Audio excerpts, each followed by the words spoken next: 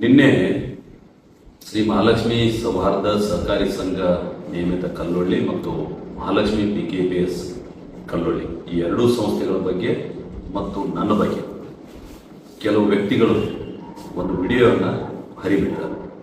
ಹೀಗಾಗಿ ನಮ್ಮ ಸಂಘದ ಸದಸ್ಯರಲ್ಲಿ ಯಾವುದೇ ಥರದ ಗೊಂದಲ ಆಗಬಾರದು ಅನ್ನೋ ಉದ್ದೇಶದಿಂದ ಒಂದು ಸ್ಪಷ್ಟೀಕರಣವನ್ನು ನಾನು ಇವತ್ತು ನೀಡ್ತಾ ಇದ್ದೀನಿ. ಮೊದಲನೇದಾಗಿ ಆ ಹೇಳಿಕೆಯನ್ನು ನೀಡಿದಂಥ ವ್ಯಕ್ತಿಗಳು ನಮ್ಮ ಸಂಘದ ಸದಸ್ಯರಲ್ಲ ಅನ್ನುವಂಥದ್ದು ನಾನು ಸ್ಪಷ್ಟಪಡಿಸ್ತೇನೆ.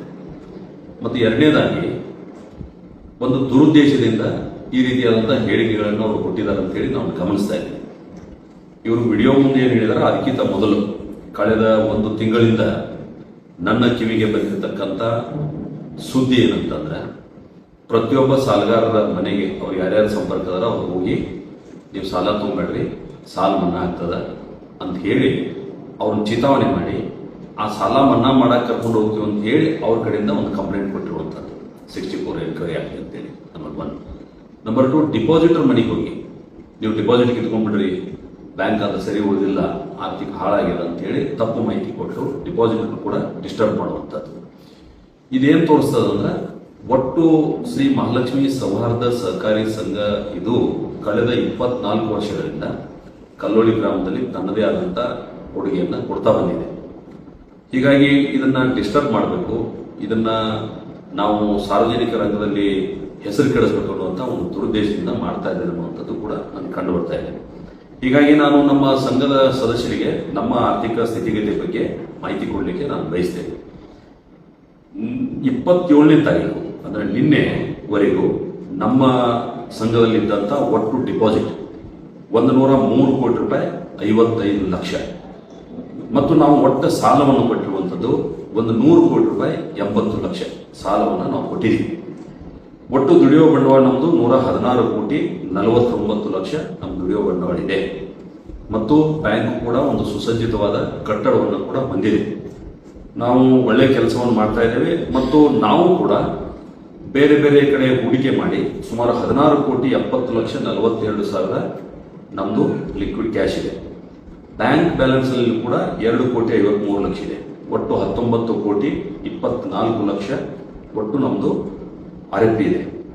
ಹೀಗಾಗಿ ಇಂಥ ಸಂದರ್ಭದಲ್ಲಿ ಬ್ಯಾಂಕಿನ ಆರ್ಥಿಕ ಸ್ಥಿತಿಗೆ ಬಗ್ಗೆ ಮಾತನಾಡ್ತಾ ಜನರ ದಿಶಾವನ್ನು ಮಾಡಿದ್ರೆ ಒಟ್ಟು ರೂಟೀನ್ ಇರ್ತದೆ ಸರ್ಕಲ್.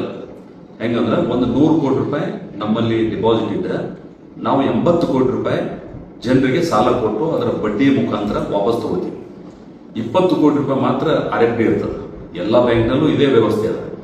ಹೀಗಾಗಿ ಇದನ್ನ ಅಪಪ್ರಚಾರ ಮಾಡೋದ್ರ ಮೂಲಕ ಒಟ್ಟು ಡಿಪಾಸಿಟರ್ನ ಒಂದೇ ಸಲ ಬ್ಯಾಂಕಿಗೆ ಬರುವಂತೆ ಮಾಡಿ ನಾವು ಎಲ್ಲೋ ತಪ್ಪಿದೀವಿ ಅನ್ನುವಂಥ ಕಲ್ಪನೆ ಕೊಡುವಂಥ ಒಂದು ಪ್ರಯತ್ನಗಳ ಇದರ ಹಿಂದೆ ನಡೀತಾವ ಅಂತ ನನಗೆ ಗೊತ್ತಾಗಿದೆ. ಮತ್ತು ನಾನು ಕಳೆದ ಹಲವಾರು ತಿಂಗಳಿಂದ ಅವರ ಚಟುವಟಿಕೆಗಳನ್ನು ಅಧ್ಯಯನ ಮಾಡಿದ್ದೀನಿ.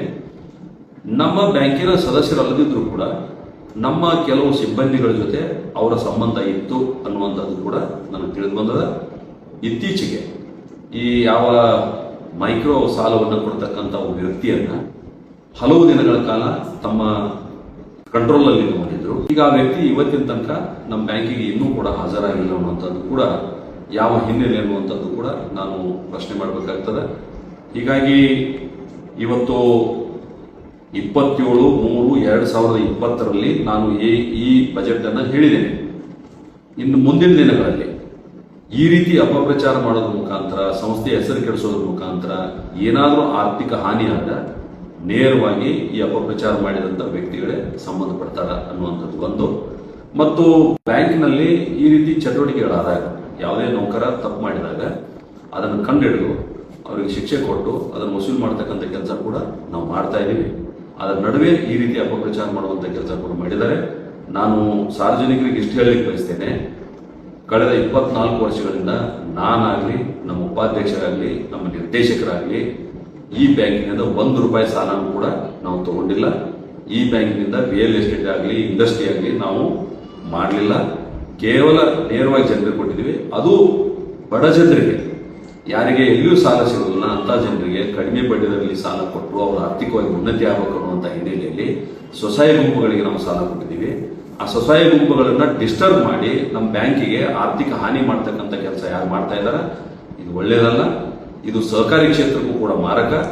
ನಾನು ವಿನಂತಿ ಮಾಡ್ತೇನೆ, ಸಹಕಾರಿ ಕ್ಷೇತ್ರವನ್ನ ಹೊರಗಿದ್ಕೊಂಡು ಸಹಕಾರಿ ಕ್ಷೇತ್ರವನ್ನ ಹಾಳು ಮಾಡ್ತಕ್ಕಂಥ ವ್ಯಕ್ತಿಗಳ ಬಗ್ಗೆ ನಾವೆಲ್ಲ ಸಂಘಟಿತರಾಗಿ ಹೋರಾಟ ಮಾಡಬೇಕಾದ. ಹೀಗಾಗಿ ಉಳಿದೆಲ್ಲ ಸಹಕಾರಿಗಳು ಕೂಡ ಇದರ ಬಗ್ಗೆ ಚಿಂತನೆ ಮಾಡಬೇಕು ಅನ್ನುವಂಥ ವಿಚಾರವನ್ನ ಈ ಸಂದರ್ಭದಲ್ಲಿ ಇಟ್ಟು ನಾನು ತಮಗೆ ಈ ವಿವರಣೆಯನ್ನು ಕೊಡಲಿಕ್ಕೆ ಬಯಸ್ತೇನೆ.